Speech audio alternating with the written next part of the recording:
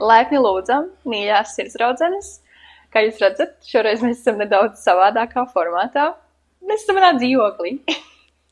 Šī ir studija, kurā mēs ierakstīsim mūsu pirmo tādu klātienes sēriju, kas ir aizraujoša. Paldies Dievam, šī saruna mums būs ar Evelīnu Pūkaini. Un Evelīna arī daudz saprot no šādām tehniskām lietām, tā kā mēs varējām kopā uzstelēt, interesantu makeshift studiju. Jā. Okay. Jā, šodien mēs runāsim par to reālo dzīvi kopā ar Dievu, par pārbaudījumiem, kam mēs ejam cauri, par to, ka Dievs pārmāca, bet viņš arī pārsien. Jā, par Dieva dziļumiem, par kristiešu dzīves dziļumiem, man liekas, tas ir tik forši saruna. Jā. Bet jā, prieks ieaicināt tevi sirdsdraudzeņu ēterā, Evelīna. Paldies! Thanks for having me. Es nezinu, kā latviski pateikt to. Paldies, ka mani uzņemat. Jā, droši vien. Kaut kas tam līdzīgs. Bet jā, pastāst, kas tas? Es esmu Evelīna. Esmu kristiete no 9 gadu vecuma. Es neuzaugu kristiešu ģimenē. Visu savu dzīvi esmu jutusies pilnīgi viena, ka man vajadzēja izdzīvot. Bija situācijas dzīvē, kad es jutos savā ziņā pamesta no Dieva. Tā kā Dievs, es esmu bijis tev uzticams, esmu bijis tava meita no 9 gadu vecuma. Es jau kā mazs bērns esmu pateicis daudzām lietām nē, draugiem nē, iespējām nē, tāpēc, ka es zināju, ka no tevis tas ir nē, ka tas nav tas, kas tev patīk, Dievs. Un tu man pat neesi devis mentors, tu man neesi devis cilvēks, kas varētu būt manā dzīvē, kas pazīst tevi. Tā kā, kāpēc tu man esi atstājis vienu? Wow! Bet kā tu vispār 9 gadu vecumā kļuvi par kristieti, tev ģimene nav ticīga? Cik daudz es varu stāstīt publiski? Nu, teiksim tā, lai saprastu to smagumu no tās atbrīvošanas un dziedināšanas, ko Dievs man deva 9 gadu vecumā, man ir jāsaka fakts, ka no 4 līdz 9 gadiem man bija viens cilvēks dzīvē, kurš mani seksuāli izmantoja. Tas ir kaut kas tāds, kas pilnībā sabojā bērnu, sabojā viņa domāšanu, sabojā viņa iespējas un spēju vispār sakonektēties ar citiem cilvēkiem. Un es nedzirdēju pusi no savas dzīves, ja man ir dzirdes aparāti. Un es savā ziņā dēļ tā arī atpaliku. Es biju 4-gadīga, bet tomēr biju 2-gadīga. Es biju 9-gadīga, tomēr biju 5-gadīga. Tā kā es īsti nevaru pateikt, bet jā, bija lietas, kas citiem likās pašsaprotams, man nebija pašsaprotams, man bija viegli manipulēt. Es biju tādā kā izolētā bubulī, un mana ģimene īsti nesaprata, kā ar mani izturēties, jo es nedzirdēju, bet te, kad man bija 9 gadi, bija sieviete, Debora no Amerikas. Viņa ir arī zviedriete. Viņa iemācījās latviešu valodu.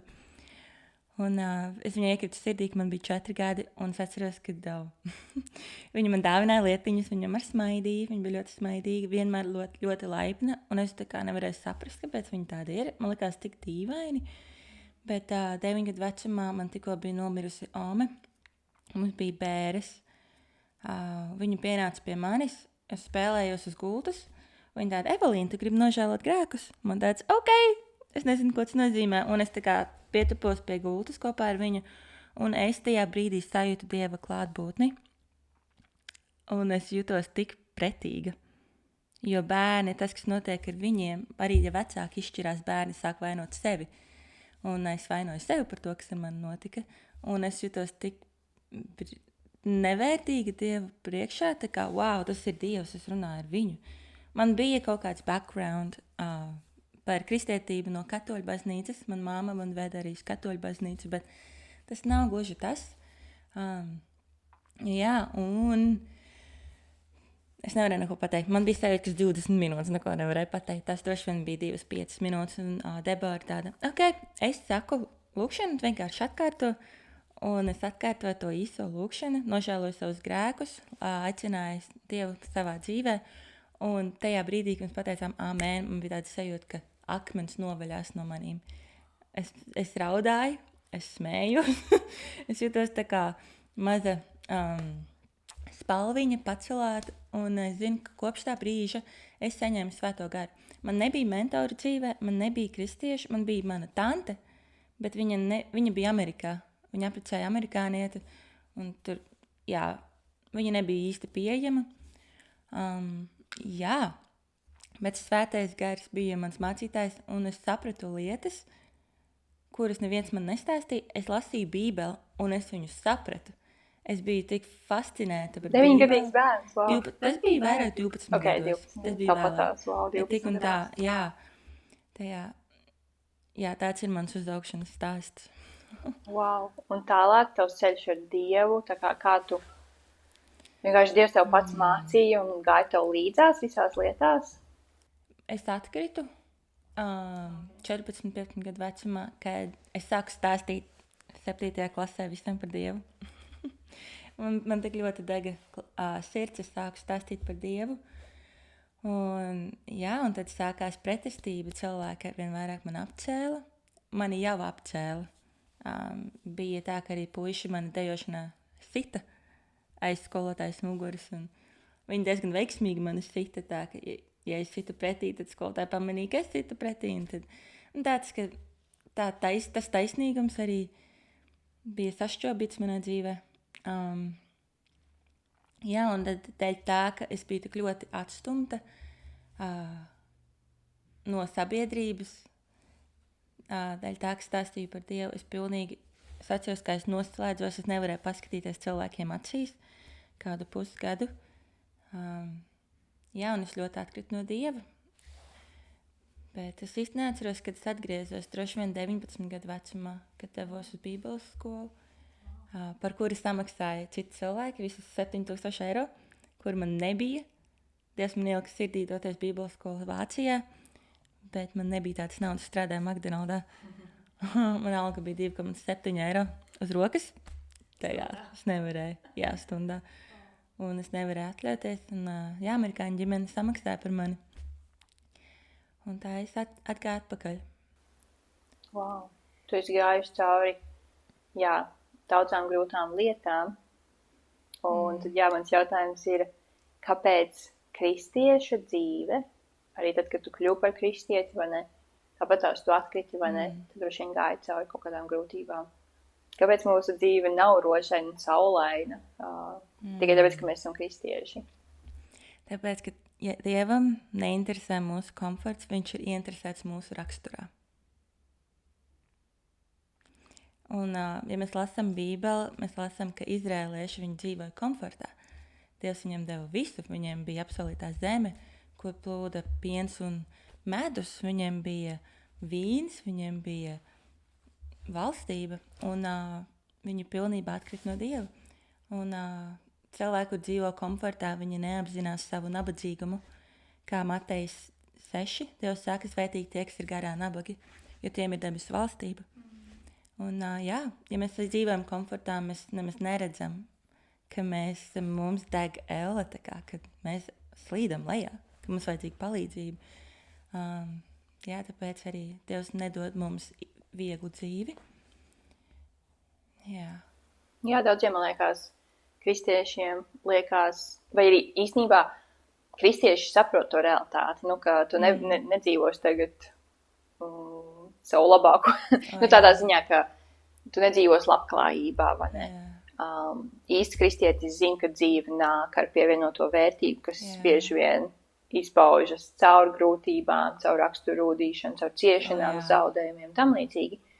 Tad tāpat laikā cilvēki, kuri nepazīst Dievu, skatās uz mums un domā, viņam jau noteikti nav bijušas ciešanas, vai arī viņš ir dzīvojis kaut kādā tur kristīgā, savā burbulītī, savā mikroekosistēmā. Un nezinu, kā tas ir zaudēt kādu, piedzīvot atraidījumu, zaudējumu, ciest. Un kristietis īstenībā bieži vien tieši iet visvairāk tam cauri. Tam rūdījumam, tai ugunī, vai ne? pats Jēzus, vai ne, tā kā viņš ir O, mūsu jā. paraugs, viņš gāja cauri visbriesmīgākajām O, jā. ciešanām. O, jā. Viņš ir mūsu paraugs, mēs sekojam viņa Jā. soļos. Viņš nebija ķēniņš, kurš atnāca uzvarošā triumfā, Jā. sakāva visus romiešus, vai nesalika visu pa vietām, vai ne, un valdīja uz zelta troņa. Viņš izvēlējās kļūt par zemāko no zemākajiem, lai mēs varētu dzīvot viņa valstībā, jā. O, jā. Jā, viņš tieši bēga no iespējas, kad cilvēki gribēja viņu iecelt par ķēniņu. Viņš tieši bēga, un viņš pazemojās. Ja bija iespēja pazemoties vēl vairāk, viņš vēl vairāk pazemojās. Jā, es pilnībā piekrītu. Un ir cilvēki, kuri liekas vispriecīgākie. Bieži vien mēs kaut kā asociējam priecīgus cilvēkus ar dumjākiem cilvēkiem. Bet mēs pat neapzināmies tās lietas, kam viņš gāja cauri, jo viņš neredz jēgu. Viņš apzinās to vērtību tām svētībām. Viņš tāpēc, ka viņš ir izgājis cauri grūtībām, viņš vēl vairāk priecājas par svētībām. Jā, tieši tā mēs iemācāmies novērtēt to, kas mums ir. Man patīk, ka Jesajas grāmatā ir rakstīts par tām apslēptajām bagātībām, kur Dievs saka, es tev nodošu tumsā apslēptās bagātības. Kāpēc viņš ir apslēptas tumsā? Kāpēc bagātības nestāv ne uz tīra skaista galda, kur visiem viņas ir pieejamas un tam līdzīgi? Nē, tāpēc, ka Dievs zina, ka tev ir jāaiziet cauri tai tumsai, tiem dubļiem, vai ne, tiem rakumiem, lai tu novērtētu to zeltu, to bagātību, ko viņš tur ir paslēpis. Man liekas, ja es skatos uz savu dzīvi, jā, cilvēcīgi bieži vien gribās tā kā, Dievs, kāpēc nav vienkāršāk, kāpēc tu nevari vienkārši man iedot to, un tad es būšu laimīga. Joks. Tas ir smieklīgi. Nu jā, tas nav reāli, jo es esmu dabūjusi to, ko esmu gribējusi, un tāpat tas nav mani darījis laimīgu, tas nav mani darījis tā kā mierā ar sevi vai ar savu dzīvi. Tas man tikai lika gribēt nākamo. Gribēju likt, tā kā gribēt kaut ko vairāk, kaut ko citu, vai ne? Tā kā tu dabūni to, ko tu gribēji, un tad tev ir tāds, ko tālāk. Bet Dievs mūs ved cauri tām, lai mēs spētu novērtēt, kas ir patiesi draudzība, mīlestība, ne finanses, miers, un tā kā mēs ejam cauri grūtībām, lai mēs spētu ieraudzīt, bet cilvēks diemžēl ir ļoti cieta, un tāpat kā Izraēla tauta arī mēs bieži vien iegūstam to, ko gribējām, un tad atkal meklējam nākamo lietu, kas tālāk man piepildīs. Man patīk tas salīdzinājums, ko viena sieviete teica internetā. Varbūt var pielikt video, kurā ir cimds, un cimds ir radīts rokai. Un cimds bez rokas, tā kā viņš nebūs izteiksmīgs, viņš būs tāds noplecis. Un ja tikai te, kad tu uzvelc to cimdu uz rokas, tad viņš var funkcionēt tā kā vajag. Un mēs esam radīti Dievam. Kā zivs, zivs nevar dzīvot bez ūdens, bet ūdens var dzīvot bez zivs. Koks nevar dzīvot bez zemes, bet zeme var dzīvot bez koka. Tāpat arī cilvēks nevar dzīvot bez Dieva, bet Dievs var dzīvot bez cilvēka. Un viņš mūs ir radījis, lai mēs ar viņu staigātu dārzā, tā kā Ādams un Ieva staigāja kopā ar Dievu dārzā. Tas simbolizē, tā staigāšana dārzā simbolizē attiecības. Dievs tā kā teica, viņš neatnāca būt par ķēniņu un savākt sev kalpoņus. Viņš atnāca pēc draugiem, pēc ģimenes, pēc bērniem. Un atdot savu dzīvību par saviem draugiem. Jā, tieši tā. Un tu arī teici par svētībām. Svētības, viņas nāk ar smagumu. Un ja mēs neesam izaudzējuši ādu un kapacitāti panest to smagumu, Dievs mums nevarēs uzticēt tās svētības. Un es domāju, tā ir arī viena no atbildēm, kāpēc mēs ejam cauri ciešanām. Jā. Tas ir labs, Dievs mums dod svētības, bet viņš dod tās svētības ar smagumu. Tas ir tāds skaists atziņā. Ieva grāmatā ir tāda rakstuvieta. Ko tu par to domā? Tev nolasīšu. Redzi, svētīgs tas cilvēks, kuru Dievs pārmāca. Tāpēc nenonicini tā visuvarenā pārmācības. Jo viņš gan ievaino, bet arī pārsien. Ja viņš ko sasit, tad viņa roka atkal dziedina. Amen. Wow. Mans mīļākais psalms ir 23. psalms. Vairākus gadus Dievs man māca, jau 7 gadus tas psalms ir ļoti aktīvs manā dzīvē. Un es īsti līdz galam nesapratu to pantu, your rod and your staff, they comfort me. Latviski būs tavs, tas mani mierina. Un man likās, kāds var būt, ja es esmu aita, viņš ir mans gans, man nebūs patīkami, ka viņš man sitīs vai bakstīs vai aizķers aiz kakla. Bet jā, es sapratu, ka to pantu jaunā gaismā, ka tas, ka viņš darbojas manā dzīvē, viņš man pārmāca, es esmu drošās rokās. Tā ir vieta, kur tieši man vajag būt. Un vēlos padalīties pagājuši, kad kā Dievs man riktīgi spēcīgi runāja par to vietu, kur Dievs viņš sastit to, par ko viņš rūpējās, bet viņš arī sasien viņu. Un es biju tādā posmā, kad viņš riktīgi salauza manu kāju, ka es biju tā aitiņš, laik nomaldījās, kuras viņš atstāja, 99 aitas viņš atstāja, bet viņš atrod to vienu, un viņš tad mani atrada, un tad viņš sasita manu kāju, salauz manu kāju, un sasēja, uzlika uz pleciem, un tad mēs gājām cauri tai tumšai ielai. Tā ir tā bilde, ko viņš man deva. Un man bija tas, ka uzaugot, es meklēju komfortu.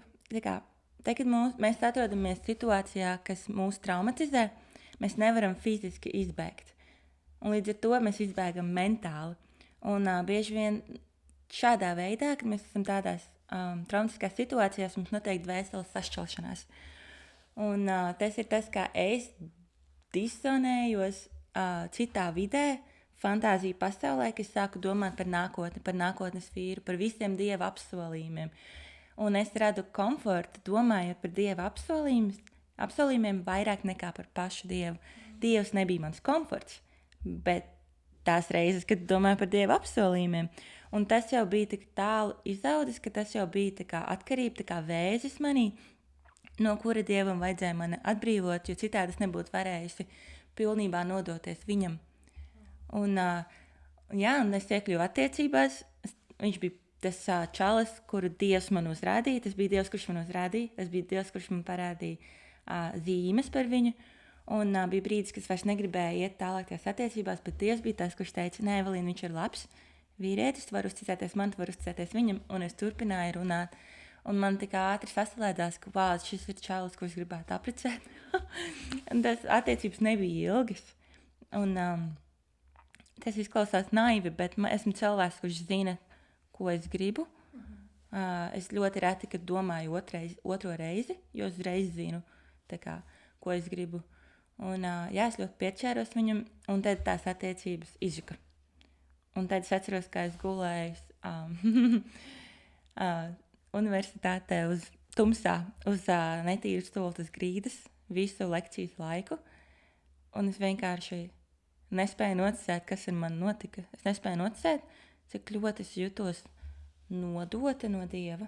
Man bija sajūta, ka Dievs ar mani spēlējās. Dievs, bet es visu dzīvi tev sekoju, man nekad nav bijušas attiecības, un tā vienreiz, kad tu uzrādi perfektu čali, tu vienkārši paņem to projām no manis, tā kā, kāpēc tu tā darītu, jo tu esi mīlošs tēvs, kāpēc tu tā darītu, Dievs? Un es tajā brīdī sapratu, ka no 9 gadu vecuma es visu laiku intelektuāli zināju, ka viņš ir labs tētis, ka viņš ir mīlošs Dievs, ka viņš mani mīl un ka viņš dod labas dāvanas. Viņš ir labāks nekā zemes tēvs, kurš nekad nedos savam bērnam akmeni, ja viņš prasīs pēc naudas, un nedos nekad čūsku, ja viņš prasīs pēc zivs. Bet dziļi iekšā sirdī es nekad tam neticēju. Ka savā dvēselē es nekad neticēju, ka Dievs mani mīl un ka viņš ir labs tētis, kurš dod labas dāvanas. Un redz, kam bija jānotiek, lai es to beidzot saprastu, jo Dievs redz mūsu sirds domas, cilvēki redz mūsu seju, mūsu izskatu, cik mēs labi izskatāmies vai cik nabadzīgi mēs esam, bet Dievs redz sirdis. Tā arī sākās vesels gads, kad Dievs turpināja man dziedināt. Un es atceros vienu, un tas bija tāds, ka es eju cauri grūtībām, man liekas, es esmu savā zemākajā punktā. Dievs, es esmu atdevis tev visu, es turpinu tev uzticēties, jo es nezinu, kur citur iet. Es tiešām nezinu, nespēju iedomāties savu dzīvi bez tevis. Un pat ja es jūtos Dieva nodot, lai gan Dievs ir labs, viņš nekad nedara neko sliktu, bet man vajadzēja Dievam piedot un es jutos viņa nodota, bet es tik un tā viņam sekoju, jo ko citu man darīt. Un tad bija tā, ka man likās, ka esmu zemākajā punktā, un tad nē, pēc nedēļas esmu vēl zemākā punktā. Un es jutos tā kā es iztēlojos to visu procesu, es esmu dārzs, es esmu kā augs, un Dievs ir kā dārznieks, un viņš ne tikai man apgrieza, viņš man reāli sacirta. Viņš man riktīgi izraka vairākas saknes ārā, izraka to slimību, izurba to slimību, kas man bija saknēs, manā serdē. Un es jutos tā kā tāds vārgs, sagriezt, asiņojošs, nabadzīgs.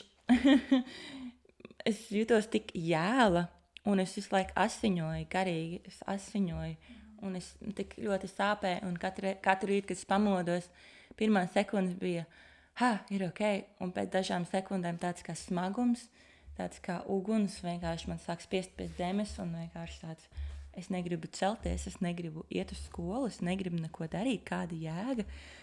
Un likās tiešām, kāda jēga no šī visas. Es katru dienu tik redzu sāpes. Un man liek domāt par Iebu. Iebs, laikam 2 gadus, cik sapratu, cilvēks spekulē, ka viņš 2 gadus gāja tam visam cauri. Viņš pazaudēja pilnīgi visu, viņa sievu viņam pateica, nolādi Dievu un padodies un nomirsti. Tad, es negribētu būt viņa vietā. Bet, Dievs bija uzticams, un viņš turpināja man dziedināt. Un viena lieta, kas ļoti, ļoti mainīja, 2 lietas, kas ļoti mainīja visu manu situāciju, pirmā bija augustā. Tas viss sākās pagājušā gada februārī, martā. Tad augustā es devos uz Maljorku sludināt evaņģēliju. Un bija brīdis, kad Dievs man vienkārši parādīja bildi, kad tas bija tik svētā garā vadīts notikums, kad es meditēju uz Dievu, un viņš man vienkārši parādīja bildi, ka viņš man paņēma to 4-gadīgo mani klēpī un vienkārši mierināja. Un dienu iepriekš es saņēmu vārdu no vienas sievietes, ļoti tilbīgas sievietes. Viņa lūdza par mani. Un viņa man teica, bērniem no 4 līdz 7 gadiem tas ir ļoti nozīmīgs vecums, jo tas ieprogrammē viņu tā, kā pret viņu izturās, tā kā viņš saņem mīlestību tajā laikā, tas ieprogrammē uz visu mūžu programmu, kā viņš spēs saņemt mīlestību no citiem cilvēkiem un kā viņš spēs saņemt mīlestību no paša Dieva. Un tas 4-gadīgais līdz 7-gadīgais es biju ļoti, ļoti ievainots, un es nezināju, kā saņemt tēva mīlestību. Man vajadzēja mierinājumu, man vajadzēja justies, ka es esmu ar kādu, kas neesmu viena, kas esmu drošībā. Un es vienkārši to stundu raudāju, tā kā kratījos raudāju. Es visu izraudāju laukā, un es redzēju spēcīgu bildi, ka es man tur klēpī un mierinu, un mēs zinām, ka mūsu iztēle ir dāvana no Dievas, un ka iztēle iet kopā ar ticību. Un ka mūsu smadzenes nemaz nespēja redzēt atšķirības starp realitāti un starp to, ko mēs iztēlojamies. Un tāpēc arī Dievs liek mums pasludināt patiesību, pat ja tas vēl neeksistē. Pasludināt dziedināšanu, pat ja mēs vēl neredzam, ka tas ir manifestējies. Un otra lieta, kas man arī palīdzēja tikt vaļā no tās atkarības, jo es reāli funkcionēju tā kā narkomāns, kad viņam tika atņemtas narkotikas. Man vajadzēja reāli iemācīties, kā dzīvot no jauna. Es nezināju, kā dzīvot tādos apstākļos. Un, bija brīdis, ka tas puisis turpināja visu cauru gadu skatīties visas manas storijas. Un, tas bija interesanti, un tas man kaut kā ļoti traucēja atlaist to. Un tas man likās kā ļaunākā lieta, vissliktākā lieta, ko darīt, ir atlaist to visu. Visgrūtākā lieta, ko darīt. Un tad pienāca brīdis, kad es vienkārši viņu tā kā nobloķēju, un es teicu, Dievs, šis ir mans upuris tev. Tā kā Dāvids teica, es atsakos Dievam dot to, kas man neko nemaksā. Tajā brīdī, kad viņš saskaitīja visu izrēliešu, kas Dievs pat teica, nedari tā.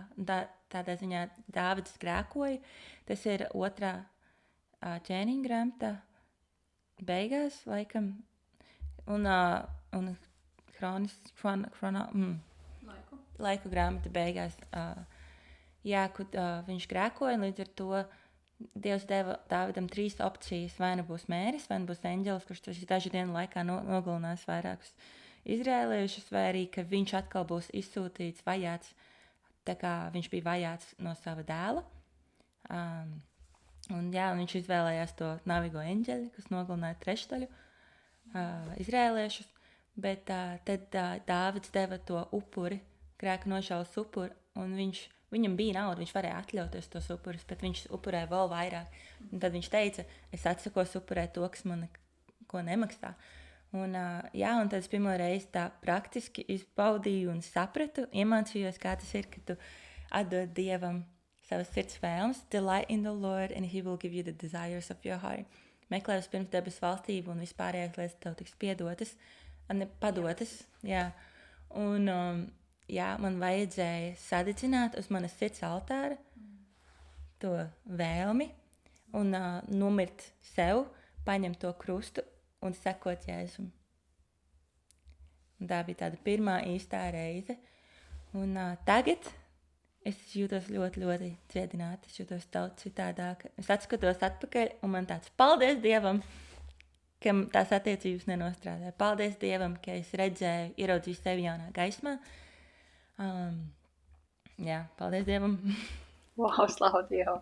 Tas ir tiešām tik gaļīgs, gaļīga mācība, ko tu esi saņēmusi, ka Dievs vairs tev nedod mīksto barību, pienu, vai ne, bet ka viņš tev dod gaļu, ko tev pasties vairāk gadu jāgramo un jāiziet tam cauri. Un, Dievs mūs tik ļoti mīl, ka viņš negrib, lai mēs paliekam tur, kur mēs esam.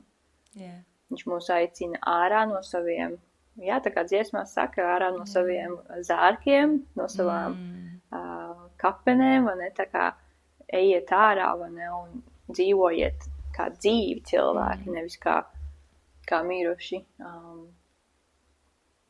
Wow, tik daudz, ko pateikties Dievam.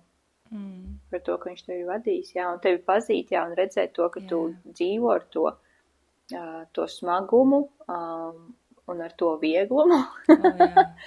Ka tu vari būt kristietis un tu vari dzīvot ar abiem. Tad tas smagums, tā kā iet cauri dzīvei, zinot, ka nāks vētras, ka nāks nastas, kuras brīžiem liksies smagākas par to, cik tu vari panest. Un tad ir tas vieglums, ka Dievs ir kungs, ka viņš ir tronī. Un man patīk, ka Dievs tā kā ravēja tavu sirdi no tiem viltu selkiem, vai ne, ko tu biji uzlikuši sev, jo mēs visi katrs sakrājam, mēs sakrājam vienkārši kaut ko pielūgt Dievu vietā. Mēs esam radīti, lai pielūgtu, un ja mēs nepazīstam Dievu, tad mēs pielūgsim visu kaut ko citu. Un Dievs tevi tik ļoti mīl, ka viņš ir tevi vedis, brīvībā. Un turpinās vēst noteikti. Ir vēl lietas, ko viņš turpinās darīt. Un tas ir sāpīgs process. Bet kas tev palīdz palikt? Paļauties.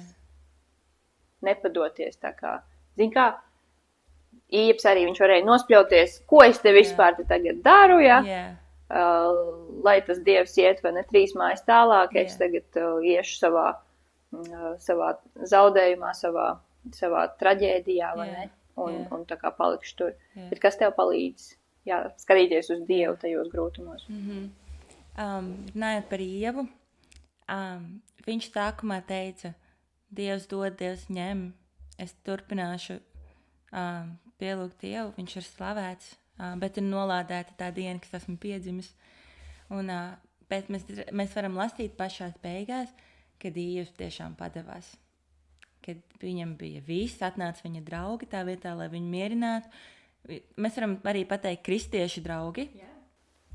Viņi atnāca ķidāt viņu, ko viņš ir. Tieši tā, diemžēl mēs tādi kristieši esam. Mūs tas reliģiozais gars, paštaisnības gars, kas mūsos ir.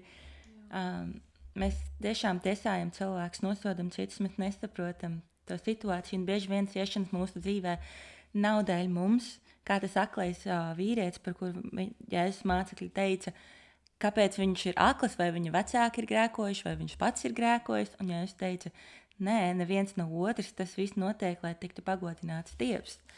Un runājot atpakaļ pie Ījaba, kas Ījabu dziedināja? Tā, kad Dievs sāka jautāt, vai tu biji klāt, tā, kad es nospraudu visas pasaules robežas, vai tu biji klāt, kad es radīju Leviatānu? Paskaties, Leviatānu, neviens nespēja viņu iznīcināt. Viņš reāli apraksta pūķi, ūdens dzīvnieku, kurš pļauj uguni, kuram ir zvīņas, kurš ir vienkārši izcils, milzīgs dzīvnieks. Un tas, kas Ījabu dziedināja, bija tā atklāsmes, cik viņš ir maziņš un cik liels ir Dievs. Viņa dzīve ir tik maziņa, un Dievs ir tik liels, un Dievs var visas situācijas pārvērst. Un kāpēc mums ir svarīgi apzināties to, cik liels ir Dievs un cik maziņi esam mēs, lai mēs nebūtu tā kā Sātans. Jo Sātans, kāpēc viņš nokrita, jo viņš sāka domāt, ka viņš ir liels, ka viņš ir lielāks par Dievu. Jā.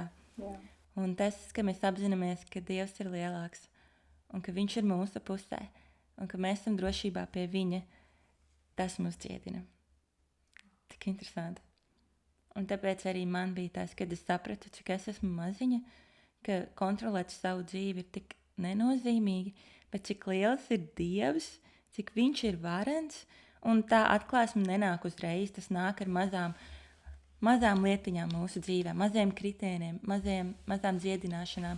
Jo vairāk mēs staigājam ar Dievu mūsu dzīvē, jo vairāk mēs saprotam to dziļumu, tos noslēpumus, ko Dievs mums atklāja. Un viņš ne visiem atklāja, viņš dažiem izredzētiem tikai atklāja. Tāpēc mums ir jāmeklē tā pērle, mums ir jārok tā zeme, jāpērk tā zeme, jārok, līdz kamēr mēs atrodam tos noslēpumus, to pērli, to debesu valstību. Un zinām, ka Jēzus ir debesu valstība. Un ja mēs esam atraduši viņu, tad wow. Jā. Tas arī mani notur iet kopā ar Dievu. Jo es neredzu jēgu. Es tiešām esmu tagad tādā stadijā, kad es pilnībā atdodu visas savas sirds vēlmes, kādas man bija, visus manus sapņus, jo viņi man pēkšņi tagad man viņi paliek nevērtīgi, mazvērtīgi, jo Dievs ir lielāks, Dievs ir labāks. Jā, bez Dieva nekam nav jēgas. Jā. Viņš ir sākums un beigas, un kāpēc, lai es izlaistu viduci un neatdot viņam arī viduci, vai ne? Amen. Jā. Es arī, esmu gājusi pēdējā gada laikā kaut kādām grūtākām lietām cauri, ticības tādām krīzēm, neatbildētām lūkšanām, vilšanām, un tajā visā, tā kā man tāds, Dievs, kāpēc tu pieļāvi, ka es, spēru soli tajā pusē, vai arī uzticējos tam cilvēkam, vai, aizgāju tur, tā kā, kāpēc tu man ļāvi, vai ne, tās lietas pieņemt, darīt, vai ne, iet tur, un ka es tiku sāpināt vai pievilta, un tad, tas, ko tu stāsti, tas man ļoti, ļoti iedrošina, ka Dievs ir tiešām lielāks. Amen. Ka mēs esam tikai valdziņš pasaules audeklā. Tā kā Dievs bija milzīgu, košu, biezu audeklu, un es esmu tikai valdziņš. Un cik labi ir būt, viņa bērnam, un zināt, ka visas lietas nāk par labu tiem, kas Dievu mīl, un es tiešām mīlu Dievu. Amen. Es viņu tik ļoti mīlu, tā kā es viņu gribu pazīt, es viņu gribu meklēt visu atlikušo dzīvi, un baudīt tā kunga laipnību dzīvo zemē, un arī mūžībā, kad viņš mani sauks pie sevis mājās. Viņš ir vislabākais dārgums, kas mums var būt. Viņš ir tik dāsns. Viņš atklāja tiešām tos noslēpumus, tās bagātības, apslēptās. Viņš tiešām pārmāca, bet viņš arī pārsiena. Un cik labi, ka mums ir tāds tēvs. Jo mans īstais tēvs aizgāja un atstāja mani, bet šis tēvs, viņš paliek, un viņš pārmāca, bet viņš arī paliek un iet kopā ar mani cauri sadzīšanas posmam un pārsiešanas posmam. Jā. Par to aitiņu runājot. Tagad tās attiecības pagājuši, kad sabruka. Un es jutos vienkārši tā, ka es nevaru funkcionēt vairāk. Tā kā tiešām narkomāns bez narkotikām. Dievs man ļoti uzrunāja iet no Liepājas uz Bernātiem. Vienkārši staigāt visus tos 4 kilometrus ar kājām. 4 kilometrus, nebija vairāk. 3 stundas es gāju beigās. Bet jā, es 6 no rīta aizbraucu uz Liepāju no Grobiņas. Un tad es gāju ar kājām uz Bernātiem un bija vētra. Bija tumsa un bija vētra un jūra bija tik milzīga un šņācoša. Un es gāju un es biju tik ļoti pārgurusi un es kliedzu uz viņiem, kliedzu uz Dievu. Es izskatīju visus savus emocijas, visus savus dusmas. Es krītu gar zemi un man bija tāds Dievs, es vairs neko es nezinu, ko es gribu, kāpēc tas ar mani notiek, man nav spēka. Un tad pēc tam 3 stundām, kad es gāju un runāju ar Dievu, es reāli cīnījos ar Dievu tā kā Izraels. Tā kā Jēkabs, kad viņš cīnījās ar Dievu un teica, es tev nelaidīšu, līdz kamēr tu man nesvētīsi. Dievs izlocīja viņam gūžu. Un pēc tām 3 stundām visu dienu es mocījos ar gūžas sāpēm. Un man bija tāds, es reāli neko tādu nedarīju, vienkārši staigāju, kā tas ir, ka man pirmo reizi mūžā sāp gūža. Bija tāds, ok. Un nākamajā dienā, un visu nākamo mēnesi, man sāpēja kāja pie potītes, un es nevarēju paiet tā, lai aizietu gabalu, kas man aizņēma 10 minūtes, man aizņēma 30 minūtes. Un mēnesi man bija sajūta, man tiešām bija kaut kāds maziņš kniksītis salūzas kājā, jo es tiešām nevarēju paiet. Un bija tāds tik ļoti random. Bet tad es saņēmu atklāsmi par to aitiņu, ka ganis, avju gani, visapkārt pasaulē, ko viņi dara tām avīm, kas visu laiku nomaldās. Viņi arī salauž to kāju. Tas ir īsts process, kas reāli notiek, un tad viņi sasaitē to kāju. Un tad viņi visu laiku ņem to aitiņu sev līdzi, līdz kamēr viņa iemācās gana balsi. Līdz kamēr viņa iemācās atpazīt savu gana balsi. Un ja es teicu, mani savas pazīst mani. Un ja mums piezvana kāds un saka čau, mēs reiz atpazīstam, ka tā ir mūsu mamma, vai mūsu māsa, vai mūsu tētis. Viņam nav sevi jāiepazīstina. Un tā ir tā tumšā ielai, kam es gāju cauri. Un es gāju kopā ar Jēzu, es gāju uz viņa pleciem ar sasaitētu kāju. Un jā, tas bija tik skaisti, ka Dievs man arī praktiski, fiziski to parādīja. Jā. Tas arī viss, ko es gribēju pateikt. Slavu Dievam. Jā, tiešām tādi dziļi, man liekas, es patī pēc tam vēlreiz klausīšos mūsu sarunu. Kaut kādas lietas, ko tu teici, ko es gribētu pierakstīt, jo vienkārši lietas nosēžās tā kārtīgi. Jā. Cik labi, kad tu pazīsti Dievu, kurš tevi neatstāja, kurš tevi nepamata, bet kurš iet kopā ar tevi, tā kā gans ar savu aitiņu, pārsaitētu. Jā. Es zinu tikai angliski to 23. psalmu. The Lord is my shepherd, I shall not want. He makes me lie down in green pastures. He leads me beside quiet waters. He refreshes my soul. Even though I walk through the darkest valley of shadow and death, I will not fear, for you are with me. Your rod and your staff, they comfort me. Jā, es izdzīvoju visu to psalmu. Viņš tevi tik ļoti mīl. Amen. Jā, man arī ir pie sienas šis psalms. Tu burtiski citēji manas dekorācijas. Amen! Jā. Wow! Ok. Šitais bija tik forši kopā, vienkārši sēdēt uz divānu un ierakstīt sarunu. Tā kā mēs ceram, ka arī jūs izbaudījāt. Centīsimies, man noteikti jāiegādājas vēl kāda tehnika, lai varētu šo kvalitāti droši vien uzlabot sarunai, bet man liekas, šis ir labs starts. Labs sākums, tieši tā. Paldies, Evelīna, ka dalījies ar tik dziļām personīgām lietām. Ka tu nebaidies liecināt par Dievu savā dzīvē. Un mēs ceram, ka šis bija par svētību katrai klausītājai. Tiekamies nākamajā reizē. Yay! Tā!